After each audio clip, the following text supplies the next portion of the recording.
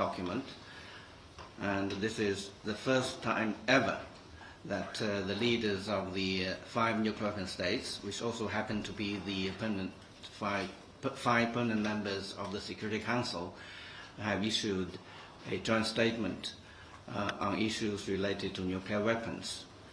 And also, it is also the first time since the year 2000, after the Millennium Summit, that the leaders of the P5 have issued a joint statement on any issue, on any international issue. So this by itself demonstrates the significance of this important document. And in terms of the content of this document, and from the Chinese perspective, we would like to highlight 4 points. One is the reaffirmation, or the affirmation, I should say, the affirmation of the famous principle, which is that nuclear war cannot be won and thus never be fought. This is a very important principle, it is especially important because this time around it has been affirmed collectively by the 5 nuclear weapon states. And you may know that this principle was first pronounced in 1985 by Reagan and Gorbachev at the peak of the Cold War.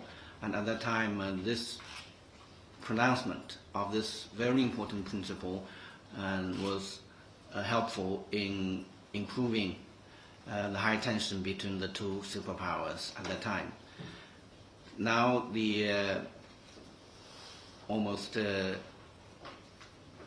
more than 30 years after, and the P5 felt it necessary, given the current international situation, to reaffirm this important principle. And in our view, this will go a long way towards alleviating the concerns, and in particular concerns about the risk of a nuclear war, and in reducing tension. So this is the first point we would like to highlight. And the second point I want to highlight is that in this important document, the 5 nuclear weapon states reaffirmed their policy not to target their nuclear weapons against each other or at anybody or at any country. And this is also important in the sense that it is a confidence-building measure. Even though it is a declaratory policy, still it will have implications on the ground, and it will be conducive to reducing the risk of an accidental or unauthorized launch of a nuclear weapon. So this is also very important. And the third point I want to highlight is that the 5 leaders in the statement reiterated their commitment to preserve and comply with arms control treaties. And we all know that actually, as a basic norm of international law, the international treaties need to be abided by. This is a basic norm. But we all know that the past few years have witnessed the abrogation of a number of important arms control treaties because of the unilateral withdrawal by the United States under President Trump. And now the leaders of the 5 nuclear weapon states felt it necessary to reconfirm that they are committed to preserving and complying with the arms control treaties they have entered into. This is also an important point I want to highlight. And the fourth point is that in this document, the leaders reaffirmed their commitment to prevent armed military conflict and to avoid an arms race. I think this is self-evident that given the high tension both in Europe and to a lesser extent in this part of the world, in the Asia Pacific, I think the commitment by the 5 leaders to try their best to prevent military conflict and to avoid an arms race is a very important point against the current international background. So these are the points I wanted to highlight from the Chinese perspective. And in terms of the timing, and actually this important document was planned to issue, to coincide with the opening of the 10th Review Conference of the NPT, which is the Non-Proliferation Treaty, and which actually was scheduled to open today, the 4th of January. And that is the reason why the P5 decided to issue the joint statement last night. But unfortunately, because of the pandemic, this important meeting has been postponed. And so, again, against this background, the P5 decided that for such an important document, we don't want to see this to be shelved for another several months, because actually the timing for the postponement has not been decided. So most probably in August. So the P5 decided that we should not let this important document to sit on the shelf for another 7 or 8 months. So that is the reason why it was issued yesterday. And thirdly, I want to touch briefly on the P5 process.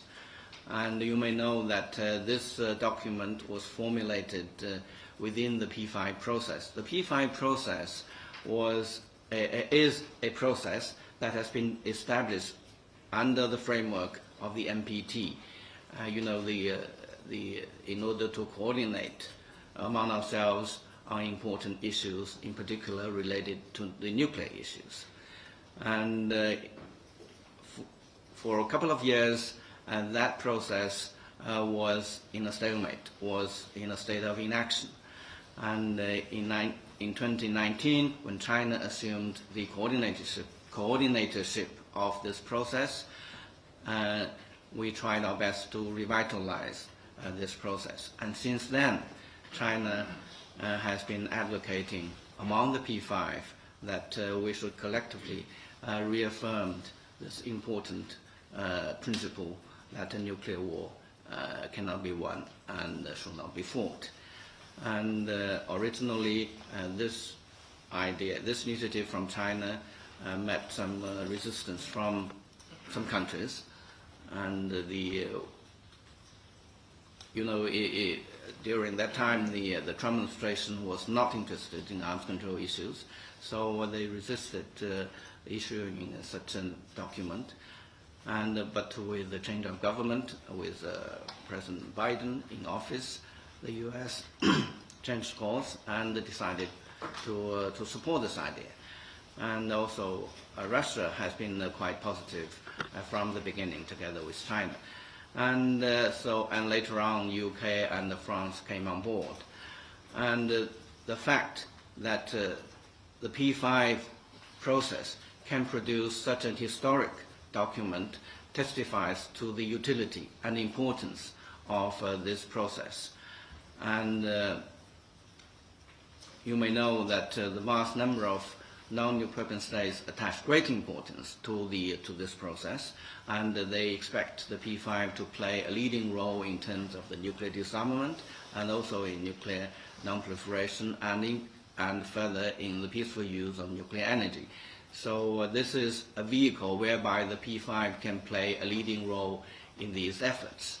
And from the Chinese perspective, we have been attaching great importance to this process. And as I said, China played a very positive role in revitalizing this process and in pushing for the conclusion of this important document. And in our view, having had this document, we should move ahead on this basis In our view, this important document by the leaders of the P5 have provided a framework, or if you like, the guiding principles for this P5 process to move ahead. And we would like to see that the P5, on the basis of this important document, to engage in more thorough discussion on issues related to strategic stability and arms control. And that is our appeal, and we will continue to push for that. And hopefully we can have positive response from other interlocutors. So these are my opening remarks as a background briefing, and I'll be happy to answer some questions. So you mentioned timing. I just want to follow up on that. Obviously, you alluded to tensions in Europe, which I guess namely between Russia and Ukraine, but also here in Asia Pacific, which I think presumably along Taiwan Strait. So how much of a meaningful impact do you think this statement will be on in terms of easing of these tensions, especially from the Chinese perspective on Taiwan? And also related to this, there has been growing concern from Washington about China's expanding nuclear capabilities. We've seen reports about from the Pentagon about China building up its arsenal, missile silos, and things like such. China obviously has denounced all of these reports, but is this joint statement is going to help ease bilateral tensions between China and the U.S. on this issue? Is China, for example, more willing to join the Biden administration's call about this bilateral strategic dialogue that would include nuclear issues? Thank you. You raised a number of questions. I hope I can respond them all. And first on the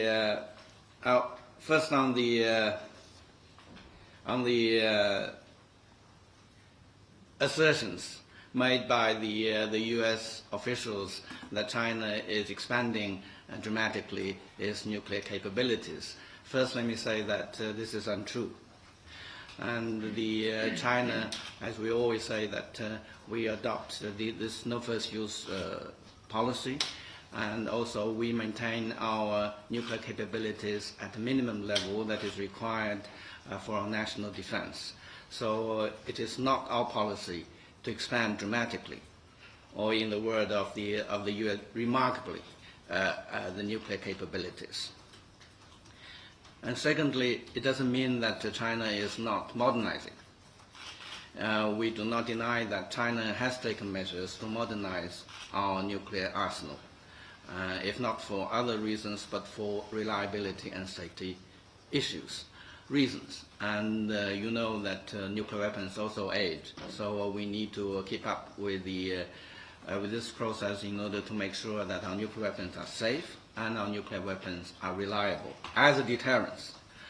And thirdly, I want to emphasize that China need to assess the sufficiency of its nuclear forces according to the changing security environment. We all know that since Trump, and actually this policy has been taken over by the Biden administration as well, that they regard China as the biggest competitor, and they are using every means to contain China. And so in terms of in the nuclear field, they are actually, the U.S. plan to spend trillions of U.S. dollars in the next 3 decades to upgrade each one of the legs of the triad nuclear capabilities of the U.S. So I don't need to give the list of the plans they have laid out. And also, in this part of the world, after the U.S. withdrew from the INF Treaty, Intermediate Range Nuclear Force Treaty, they have publicly announced that they will deploy intermediate range missiles, ground-based, in this part of the world. And in addition, they're also building this global missile defense system, and also deploying some components of this global system in this part of the world. So all this have changed the security dynamics. So China need to cope with this, and naturally, China need to take measures in order to make sure that the Chinese nuclear deterrent forces are viable and are capable of performing the task they are assigned to. So these are the rationales. So as to the silos you mentioned, indeed, I also read reports about this, but there are conflicting reports. Some say that they are silos for missiles, but there are also reports who say that they are nothing than the wind turbines for the wind energy. Here I'm not in a position to confirm any of the reports. But what I can say at this stage is that I don't think it is a serious business to try to calculate the force of or the size of the Chinese nuclear forces based on those pictures.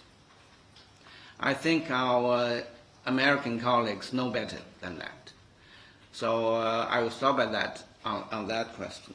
And with respect to the bilateral dialogues, actually China has maintained bilateral arms control dialogues with many countries, I would say, including the US. And before the Trump administration, there has been regular dialogues between the two sides.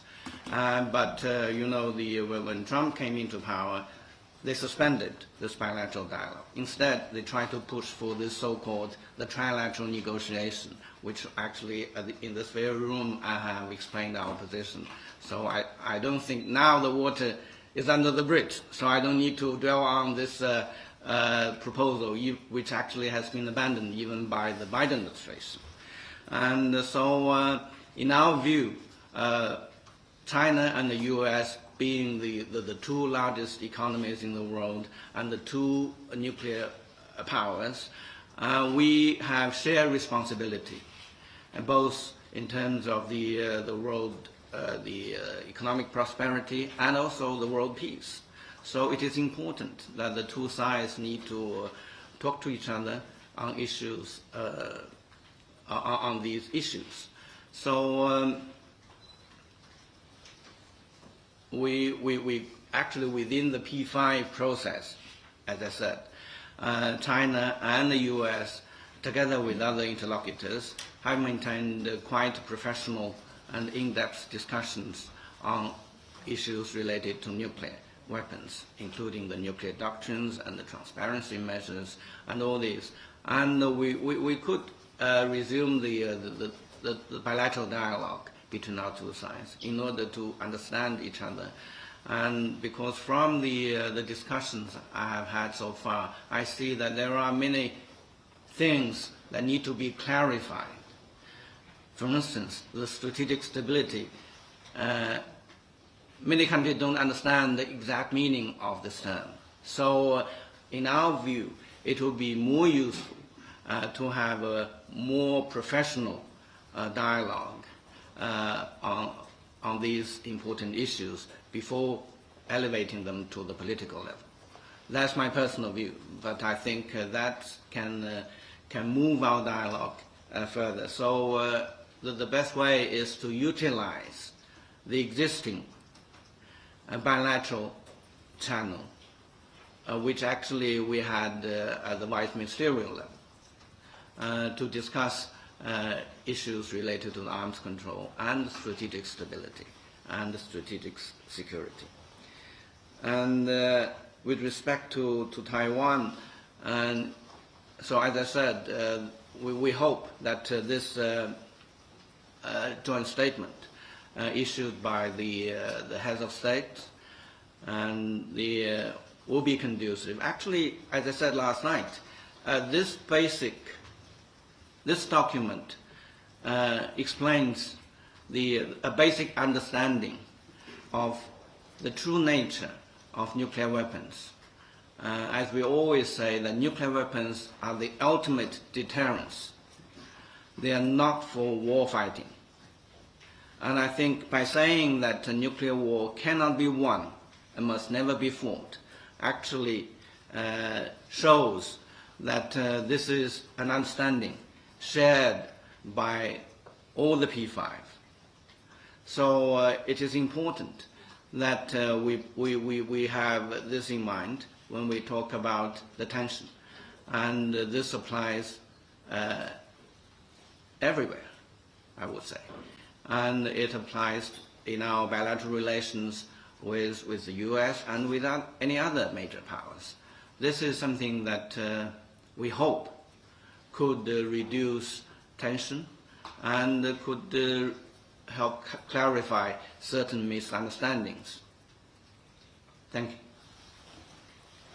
Just like to, if everybody can hear me, just like to follow up on something that you mentioned about the hope that the P5 process could move ahead with more sort of areas. Can you give me some examples of what types of topics that you would like to expand into, number one? And also, you were saying that you're hoping for some positive engagement with the other parties. Have they issued or have they shown any sort of initial response? What has their response been to your proposals to expand this process? And one last thing I'd like to ask is, what about the arms control negotiations, US, Russia? China has in the past been not willing to join, I would say, or reluctant to join.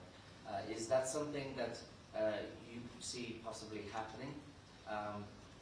Or do you still want to focus on the P5 process?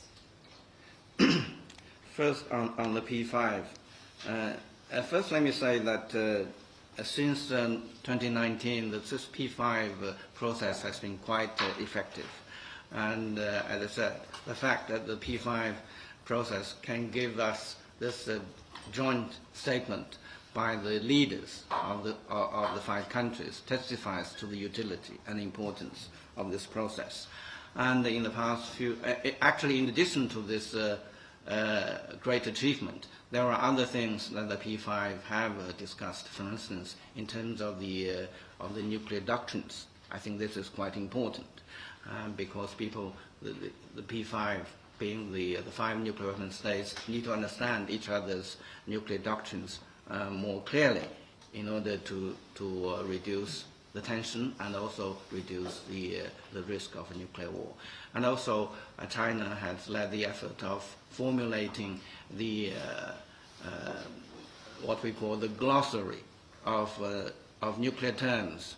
And actually, this is quite an important confidence-building measure. And as I said, before you really engage in very substantive dialogue, you need to have a common understanding of the key terms. And actually, China have led this process among the P5 for the past few years, and great results have also been produced. And also, we talk about a joint paper on the reduction of nuclear risk reduction in terms of transparency and in terms of the concrete measures to avoid the breakout of a nuclear war. So all these things have been moving on. And in our view, what is more can be done is that we could talk more directly to issues related to strategic stability, because in our view, strategic stability goes beyond nuclear. With the emerging technology and with the, for instance, the missile defense, and also with the outer space issues, all these things could, and also AI, I would say, all these things have a direct impact on the global strategic stability. And in our view, all these things need to be brought into the discussion on the P5. And this will actually deepen the discussion among the P5 on these issues. And as a matter of fact, just for your information, when we prepared our State Councilor Wang Yi's statement for the NPT review conference, we have put that idea into his statement, but unfortunately that meeting could not materialize. But this idea we'll continue to push. So to sum up, our idea is to expand the subject of the P5 process so that we could discuss not only the nuclear issues, but also other issues related to strategic stability, including outer space, missile defense, even AI, and other emerging technologies. So that is the short answer. And with respect to the U.S.-Russia dialogue, yes, we have noticed that the U.S. and Russia have been engaging in strategic dialogue. And first, let me say that we welcome the extension of the New START Treaty. We think that is quite an important move, and that is the move that the U.S. under President Trump resisted.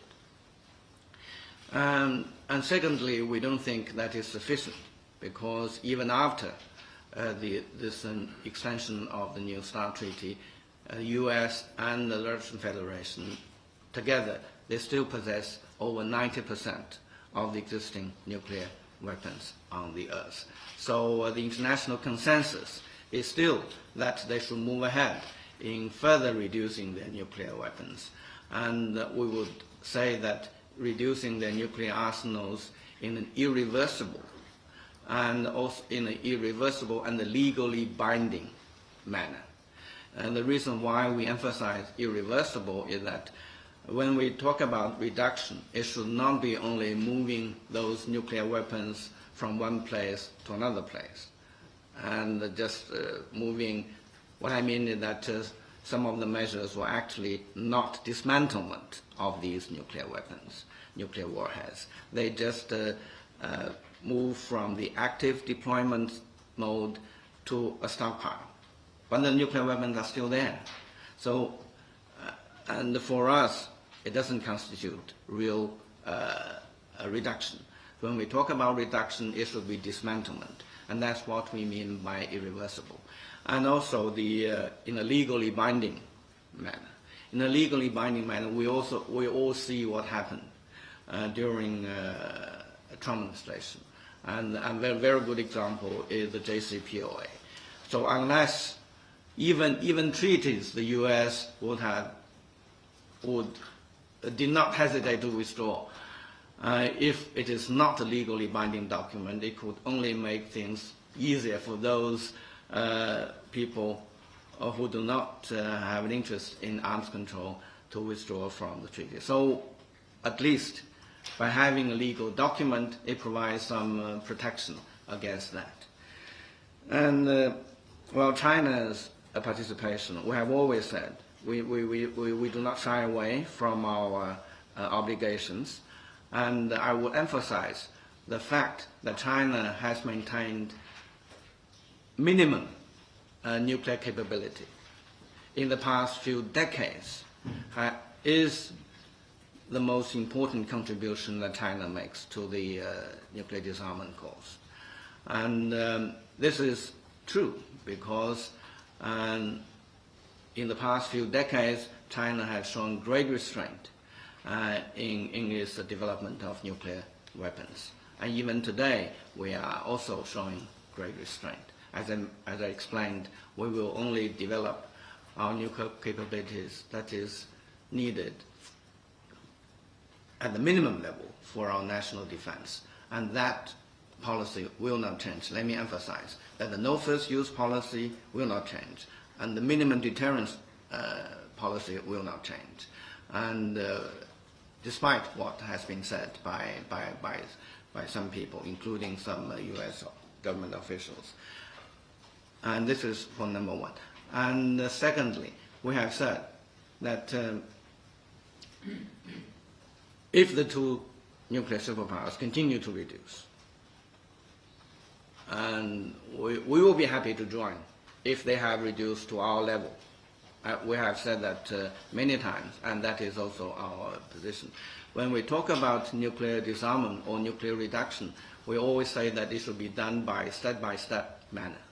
And step-by-step manner globally would mean that the two nuclear superpowers need to reduce further reduce and drastically reduce their nuclear capabilities to a level comparable to the level of China, and for that matter to the level of France and the UK, so that other nuclear weapon states can join in this process. So I hope I've answered your question. Yes, please. You mentioned the JCPOA, and my question is, how is the negotiation going on the return to compliance with the Iran treaty, and what role does China play, and what is China's proposal to push forward the talks?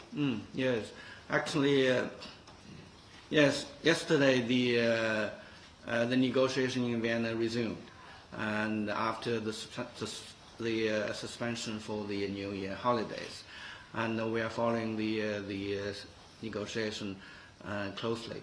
Our understanding is that the 8th round has been quite businesslike, and in-depth discussion have been had, and from the public comments from the participants, we can see that on the whole, all sides are satisfied. Of course, people talk about finishing this round, finishing the negotiation within this round, and that is also our hope. And we need to have a sense of urgency, but at the same time, we caution against setting any artificial timelines. And so negotiation, we should allow the negotiation to take its own course. So as far as China's position is concerned, vis-a-vis the JCPOA, first we need to realize, we need to have a clear understanding of the basic logic. That is the reason why we are here today, that the JCPOA is in a state of crisis, is a state of danger, is